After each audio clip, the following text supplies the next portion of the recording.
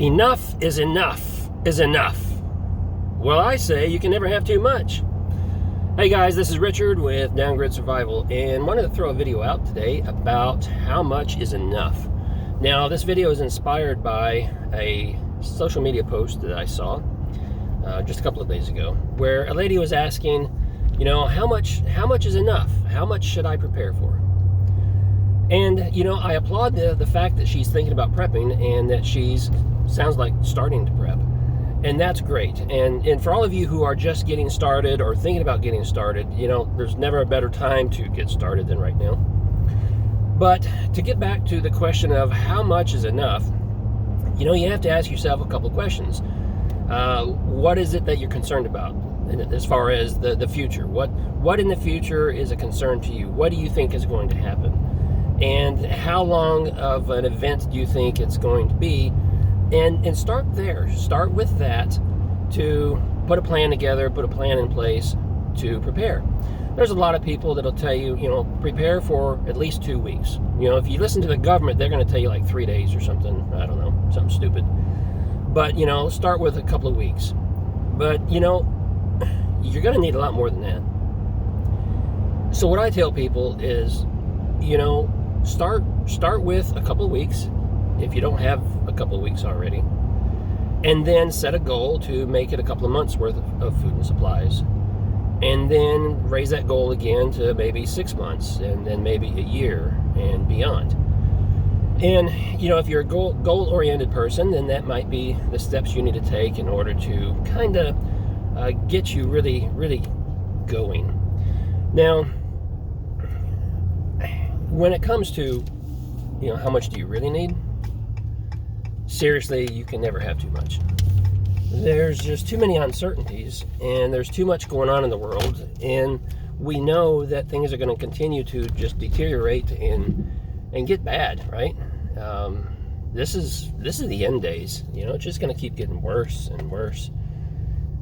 And I want to put those kind of limitations on myself and my family, knowing that I only have, you know, 6 months worth of stuff. Yeah, I want to have as much as I can to sustain myself, my family, you know, moving into the future.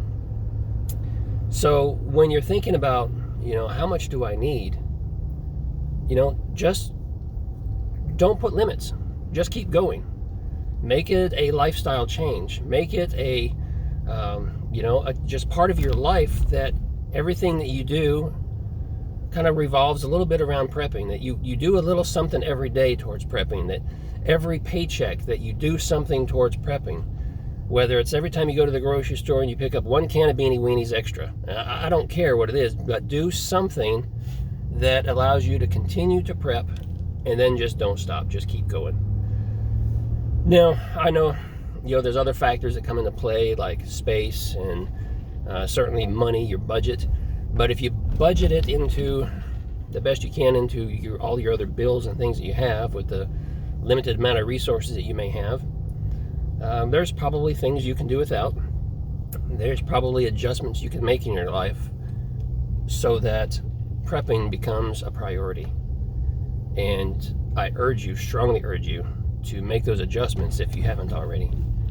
But don't stop prepping. Start today if you haven't started.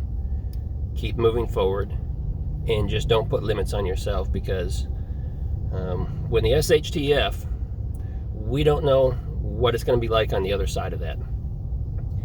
There are a number of events that could take place that we're not going to come out of it, right? And it's just going to be a whole new lifestyle that we're all going to have to get used to. And quite frankly, most people aren't going to survive it. And that's going to be in another upcoming video here real soon, where we're talking about death after SHTF and the fact that most people aren't going to survive. And, you know, that's just unfortunate. But the better prepared you are, the more you prepare, the better off you're going to be, and the better your chances to survive and live a long life. And that's the goal. You know, we're all going to die one day, but we want to live a full, productive life as long as we can. And we should want that same thing for our children, our grandchildren. And so anything you do today is going to certainly help them, help you or them in the future. So hey, that's it for this video. Tell me, what are you doing to prepare? How much have you already prepared? You know, I'd be curious to know if people have been preparing for, you know, a couple of weeks or a couple of months, or if you have a couple of years. Drop them down in the comment section below and let that be a motivation for others. All right, hey, thanks for watching.